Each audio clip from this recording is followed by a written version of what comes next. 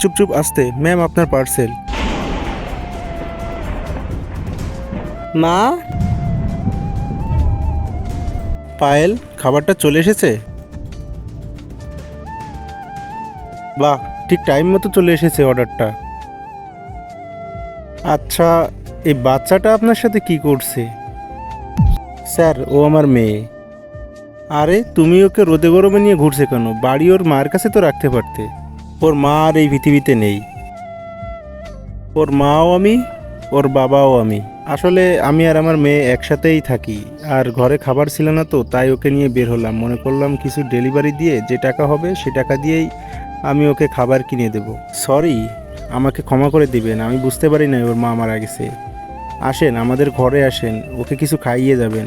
আরে না না, আপনি আমার টাকাটা দিয়ে দিন তাহলেই হবে। আরে না না, আসেন না, ছোট বাচ্চা মানুষ, অনেক ক্ষুধা লেগেছে হয়তো, আসেন। আচ্ছা ঠিক আছে, চল মা, ভিতরে চল। আচ্ছা দাদা, তখন আপনি বললেন ওর মা আপনার সাথে থাকে না, আবার বললেন এই পৃথিবীতেও নেই। আপনি যদি কিছু মনে না করেন তাহলে কি আমি জানতে পারি যে ঠিক কি হয়েছে? অনেক স্বপ্ন নিয়ে বিয়ে করেছিলাম, লাভ ম্যারেজ বলে কথা। অনেক সুখের সংসার ছিল আমাদের। তারপর তারপর এই মেয়েটা আসলো আমাদের জীবনে।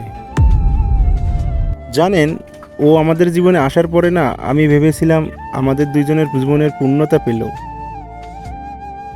কিন্তু আমি বুঝতে পারিনি সময় গড়াতে গড়াতে আমাদের সম্পর্কটা যে একটা বিষে পরিণত হয়ে যাবে আমি কখনো কল্পনাও করতে পারিনি।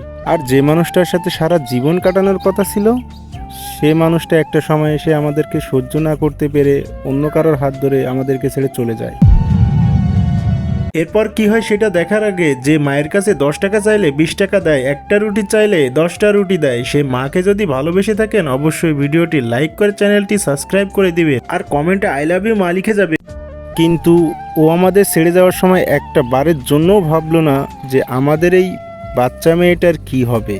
আর এরপর কি হয় সেটা দেখতে চাইলে অবশ্যই কমেন্টে পার্ট 2 লিখে যাবে।